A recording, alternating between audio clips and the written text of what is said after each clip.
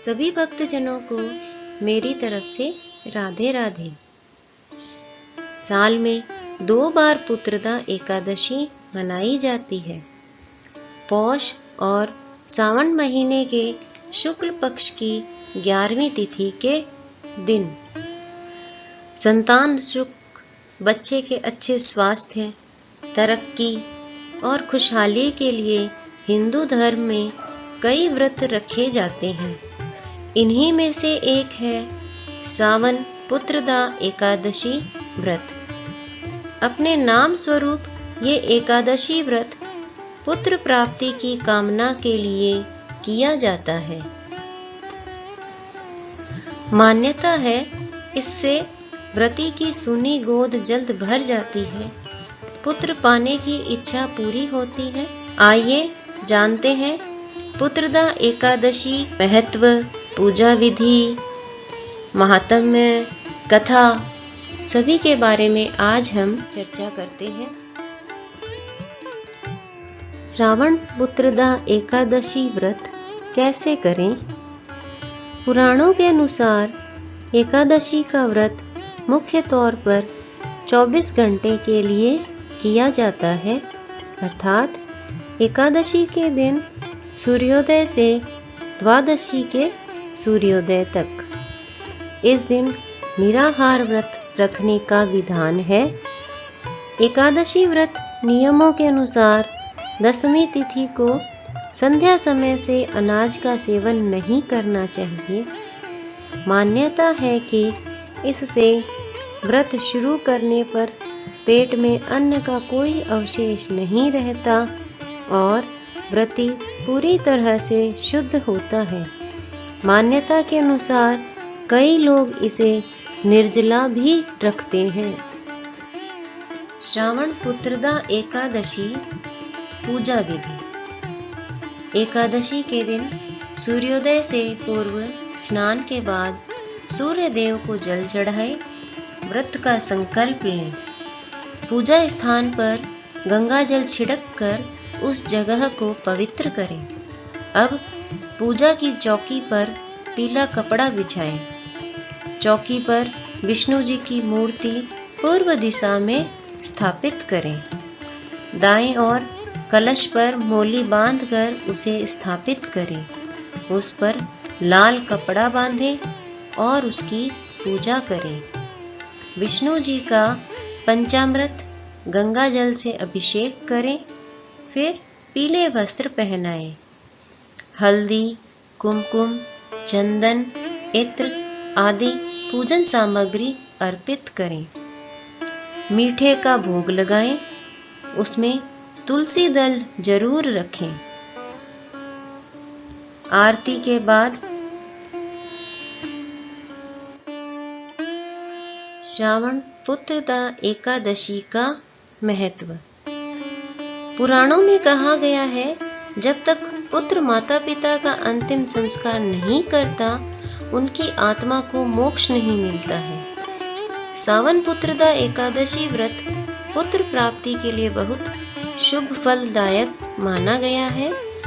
कई बार ग्रह दोष, पितृ दोष के कारण संतान सुख नहीं मिल पाता, लेकिन सावन पुत्रदा एकादशी व्रत के प्रभाव से ये समस्त दोष खत्म हो जाते हैं और व्यक्ति भौतिक सुख प्राप्त करता है। श्रावण पुत्रदा एकादशी व्रत नियम। एकादशी व्रत के दिन व्रती को सुबह देर तक नहीं सोना चाहिए। दोपहर और रात्रि में भी जागरण करें। विष्णु जी की भक्ति में लीन रहें। एकादशी के दिन मन और कर्म से शुद्धता बनाए रखें। ब्रह्मचर्य का पालन करें। किसी को अपशब्द ना बोलें। मन में भी बुरे विचार न लाएं। क्रोध न करें। एकादशी व्रत के दिन चावल खाना और बनाना दोनों वर्जित है। इस दिन घर में स्वास्तिक भोजन ही बनाना चाहिए। व्रती को निराहार व्रत रखकर पूजा करनी चाहिए। एकादशी व्रत के दिन तुलसी में जल न चढ़ाएं। इस दिन तुलसी माता विष्णु जी के लिए निर्जल व्रत रखती हैं। श्रावण मास शुक्ल पक्ष की पुत्रदा एकादशी का महात्म्य। युधिष्ठिर ने पूछा, मधुसूदन, श्रावण के शुक्ल पक्ष में किस नाम की एकादशी होती है? कृपया मेरे सामने उसका वर्णन कीजिए। श्री कृष्ण भगवान बोले, राजन, प्राचीन काल की बात है। द्वापर युग के प्रारंभ का समय था। माहिष्मतीपुर में राजा महिजित अपने राज्य का पालन करते थे, किंतु उन्हें कोई पुत्र नहीं था, इसलिए वह राज्य उन्हें सुखदायक नहीं प्रतीत होता था। अपनी अवस्था अधिक देख राजा को बड़ी चिंता हुई। उन्होंने प्रजा वर्ग में बैठकर इस प्रकार कहा, प्रजाजनों, इस जन्म में मुझसे कोई पातक नहीं हुआ। मैंने अपने खजाने में अन्याय से कमाया हुआ धन नहीं जमा किया है। ब्राह्मणों और देवताओं का धन भी मैंने कभी नहीं लिया है। प्रजा का पुत्रवत पालन किया, धर्म से पृथ्वी पर अधिकार जमाया तथा दुष्टों को वे बंधु और पुत्रों के समान ही क्यों न रहे हों दंड दिया है। श्रेष्ठ पुरुषों का सदा सम्मान किया और किसी को द्वेष का पात्र नहीं समझा। फिर क्या कारण है जो मेरे घर में आज तक पुत्र उत्पन्न नहीं हुआ? आप लोग इसका विचार करें। राजा के वचन सुनकर प्रजा और पुरोहितों के साथ ब्राह्मणों ने उनके हित का विचार करके गहन वन में प्रवेश किया।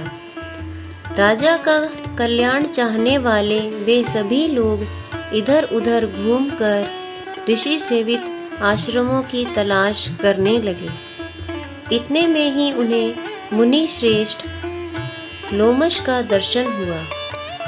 लोमश जी धर्म के तत्वज्ञ, संपूर्ण शास्त्रों के विशिष्ट विद्वान, दीर्घायु और महात्मा हैं। उनका शरीर लोम से भरा हुआ है। वे ब्रह्मा जी के समान तेजस्वी हैं। एक एक कल्प बीतने पर उनके शरीर का एक एक लोम विशीर्ण होता, टूटकर गिरता है, इसलिए उनका नाम लोमश हुआ है। वे महामुनि तीनों लोकों की बातें जानते हैं। उन्हें देखकर सब लोगों को बड़ा हर्ष हुआ। उन्हें निकट आया देख लोमश जी ने पूछा, तुम सब लोग किस लिए यहाँ आए हो? अपने आगमन का कारण बताओ। तुम लोगों के लिए जो हितकर कार्य होगा उसे मैं अवश्य करूंगा।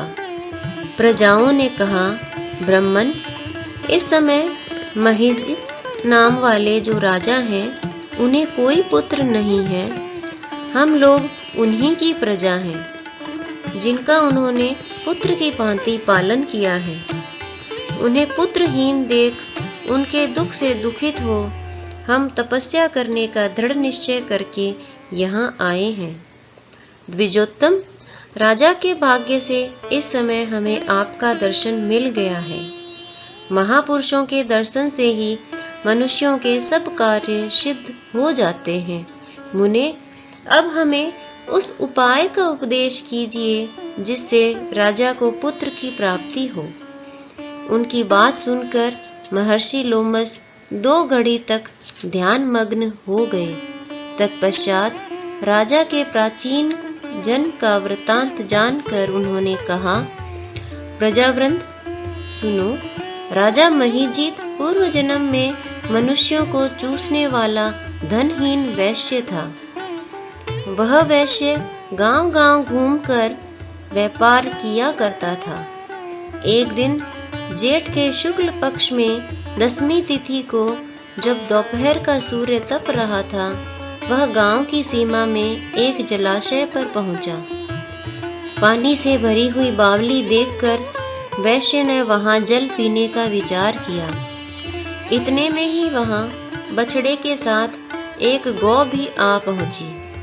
वह प्यास से व्याकुल और ताप से पीड़ित थी, अतः बावली में जाकर जल पीने लगी। वैश्य ने पानी पीती हुई गाय को हाँक कर दूर हटा दिया और स्वयं पानी पिया।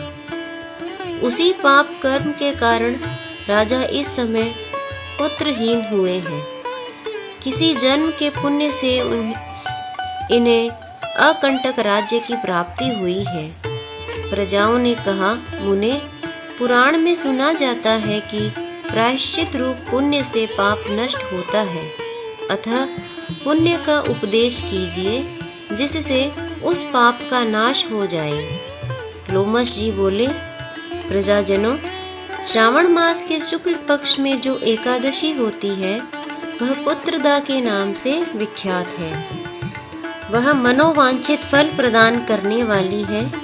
तुम लोग उसी का व्रत करो। यह सुनकर प्रजाओं ने मुनि को नमस्कार किया और नगर में आकर विधि पूर्वक पुत्रदा एकादशी के व्रत का अनुष्ठान किया।